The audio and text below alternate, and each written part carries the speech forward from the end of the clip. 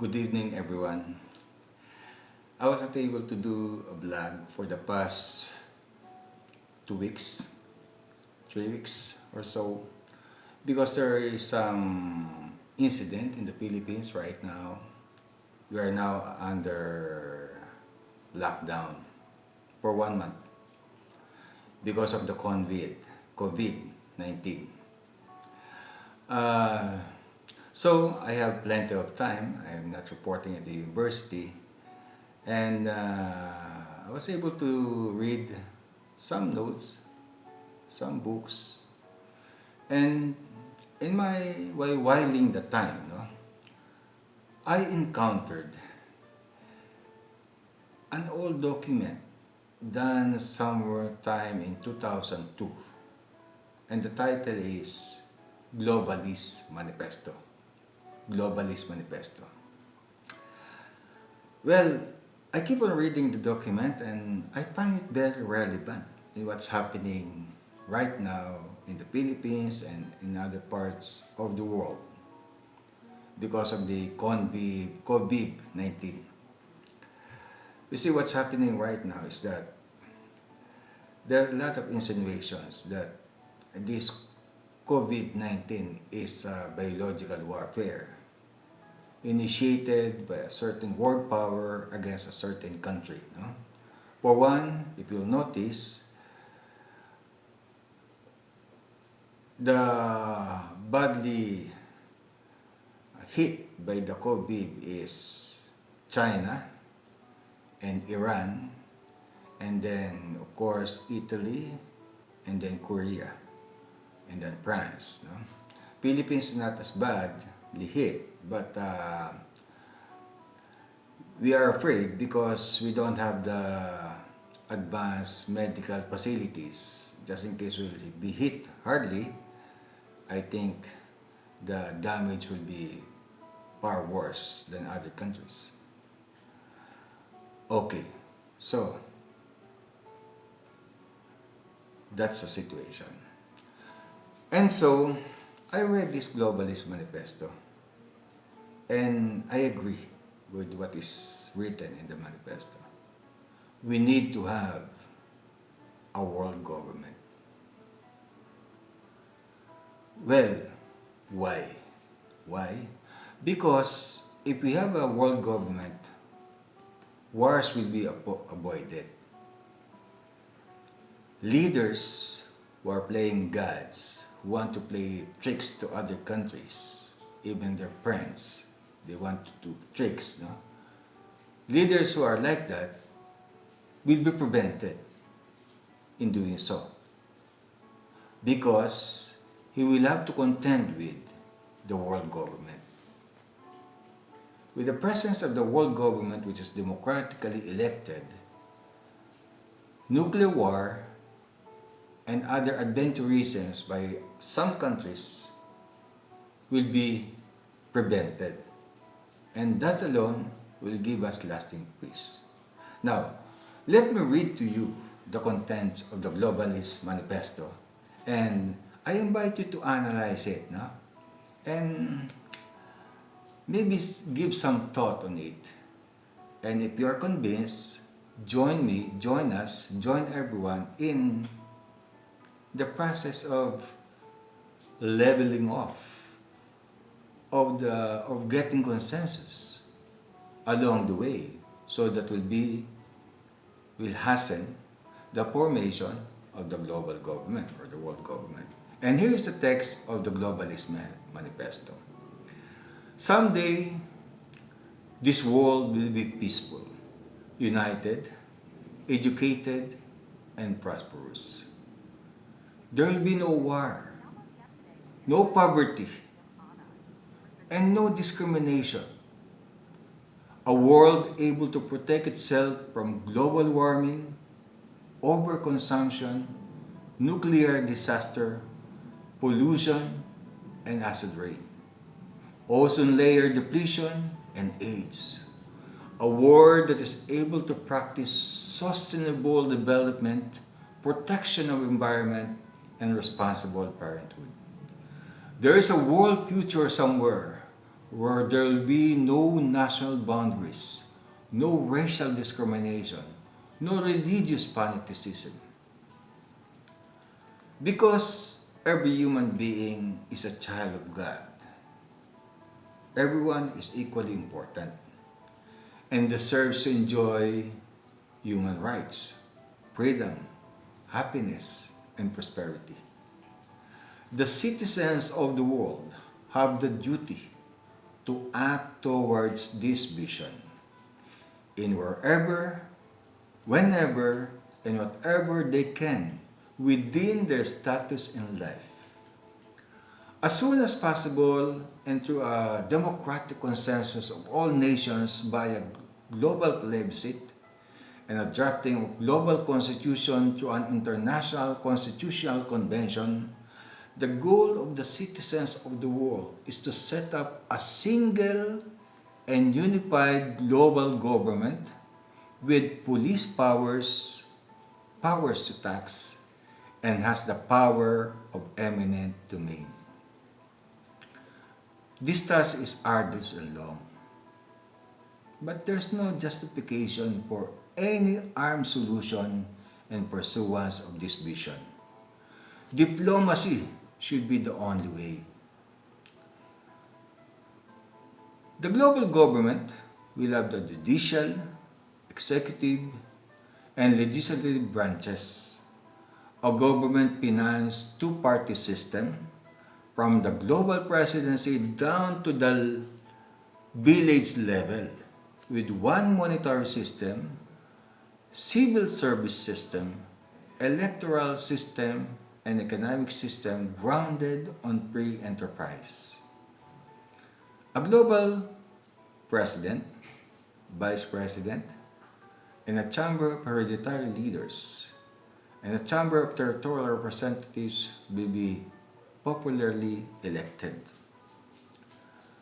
The territorial divisions of the world will have governors, vice governors, and territorial representatives will be popularly elected. The cabinet heads of the global government, as well as that of the geographical divisions, should come from the popularly elected representatives of the territorial divisions. Now, there are 10 stages towards the formation of the global government. One is information drive and labeling of using the Globalist Manifesto. 2. Formation of the critical mass of global advocates from one corner of the world. 3. Formation of the International Global Government Organizing Committee. 4. International Convention to draft the global constitution. 5. International plebiscite on the global constitution. 6. Formation of the global two-party system. 7. Election of the global president, vice president, and territorial representatives, and international council of hereditary leaders. 8. Appointment of the global cabinet from among the territorial representatives. 9. Formation of the global seat of government, armed forces, and central bank. And last, number 10, managing the world towards lasting peace and prosperity. This manifesto should be advocated worldwide to kings, queens, heads of the states, heads of the government, diplomats, military leaders, educators, scientists, church leaders, business leaders, personalities, thinkers, and practically everyone. Leaders from all over the world should advocate this vision, and one of them should become the founding president of the global government, with the rest as the founding fathers. and you could be one of them. Now, the original manuscript of this manifesto emerged from the classroom of the Masters in Development Management class of 2003 at the Asian Institute of Management, Makati City, Philippines on October 18, 2002. The purity of this manifesto should be maintained to avoid misunderstandings as we go on our journey towards the formation of the global government someday. That government may not happen within our personal lifetime. Yes. But it will come within the time of the Creator. And that's the complete text of the Globalist Manifesto. Now, if you will ask me, is the world government necessary? Yes, it is necessary. Why? Because it could be the future of the world. It could save the human race from probable major catastrophe like the uncontrolled biological warfare launched by stupid country leaders of some world powers. Like, it could save us from nuclear war. It could save us from any heavenly bodies crashing into the earth. And the world government putting their resources together save us from these heavenly bodies. Yes, the possibility is endless. It could save us from these minor stupid leaders, no, who could accidentally launch biological warfare, because these leaders with the presence of the world government will not be able to do that, because he will have to contend with the institution, the democratically elected world government. All good, no evil. He will have to contend with that, democratically elected. And so who will dare to do evil with the humanity if there's something or some institution democratically elected who will protect us from this kind of stupid leaders?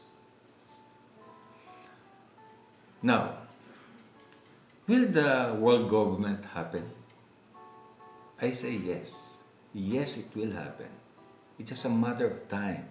Why? Because it's part of the evolution of man. From Adam and Eve to family, to clan, to tribes, to kingdoms, nation states, nations, and then national aggregations like ASEAN and EU, and then the United Nations. But what's the problem with the United Nations right now? It could have been the world government itself, but the United Nations lacks three elements of the state. One, it has no police power. Second, it lacks the power to tax. Third, it has no eminent domain. And lastly, although this is not part of the power of the state, if you notice the UN General Assembly, they're not elected directly to represent the people or the country. They're appointed. And therefore, the President of the General Assembly is just a figurehead. It has no representation. It doesn't represent people, the people or the countries. No? And it has to be, if you want to convert UN into a world government, it has to be address those four main things that I mentioned. It has to be addressed. Now, why are we doing this?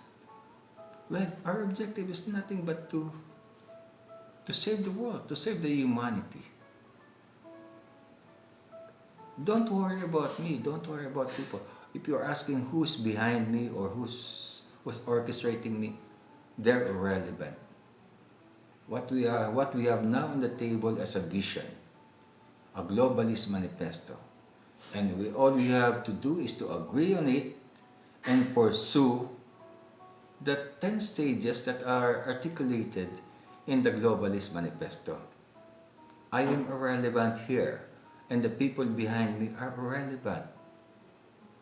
We will die sooner or later. People will die sooner or later. Our lifespan is only 80, but the idea of a world government will stay. It will stay. It will be pursued by future generation. It's just a matter of time. So, what we can do? What we can do right now, given the situation? Well, if you listen to the 10 stages towards the formation of the global government, there is stage number 1, which is information drive and labeling of using the Globalist Manifesto. This was formulated in 2002, and apparently this has been in the internet already, and it keeps on snowballing, very slow, but surely.